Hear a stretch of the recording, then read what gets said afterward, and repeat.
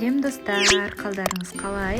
Біз бүгін сіздермен орама нан немесе гүл манты, роза манты дайындаймыз. Каналыма қош келдіңіздер, жазылуды ұмытпаңыздар. Ең алдымен қамыр дайындаймыз. Ол үшін бізге 1,5 стакан жылы су, 1 шай қасық тұз және ұн қажет. Бәрін жақсылап араластырып, тым қатты жұмсақ емес, тым қатты емес қамыр илейміз.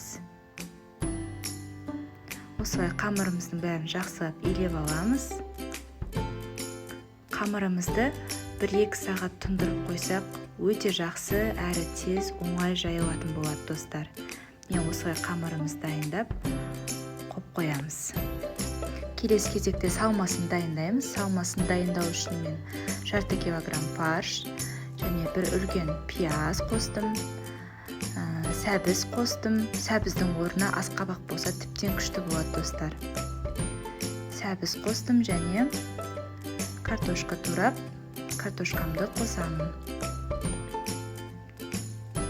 Осылай бәрін майдалап турап, араластырамын. Татымына қарай тұз қосамын, қара бұрыш және міндетті түрде сұйық май қосыңыздар достар. Осылай сұйық май қосып, бәрін жақсылап араластырып дайындаймын. Міне салмам дайын. Келесі кезекте енді қамырымызды жаюға кірісеміз. Осындай үлкен зуала болады бізде, оны 2-ке бөлеміз достар. Осылай 2 бөлшекке бөліп, ол бізге жаю үшін өте тиімді. Осылай қамырымызды жақсылап жаямыз. Қамырды жайған кезде достар, қатты күш салмаймыз. Өте жеңіл етіп, осы қимылдармен жақсылап жаямыз және жұқа етіп жаямыз. Осылай қамырымызды жұқа етіп жайып болғаннан кейін, осы видеода көрсетілгендей етіп кесіп шығамыз. Өте оңай, яғни манты түйіп отпаймыз. Осылай кесіп шығамыз да, осылай ортасына салмамызды дәл видеодағыдай етіп салып шығамыз. Осылай салып болғаннан кейін, осылай ара-арасы жабыстырып, дәл видеода көрсетілген қимылды қайталасаңыздар болады. Және осылай шетінде артық қамырды кесіп тастап, осылай орап шығамыз. Достар, өте оңай түйілуі. Осылай әдемі роза сынды біздің орамамыз дайын болды.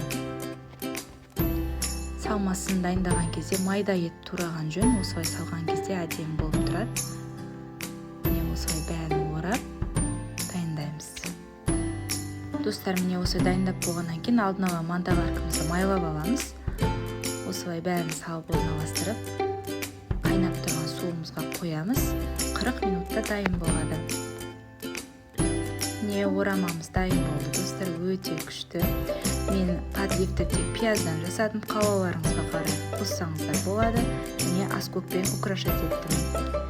Ас болсын, өте дәмді орама нанымыз дайын болды. Менің каналыма жазылып, комментарий қалдыруды ұмытпаңыздар.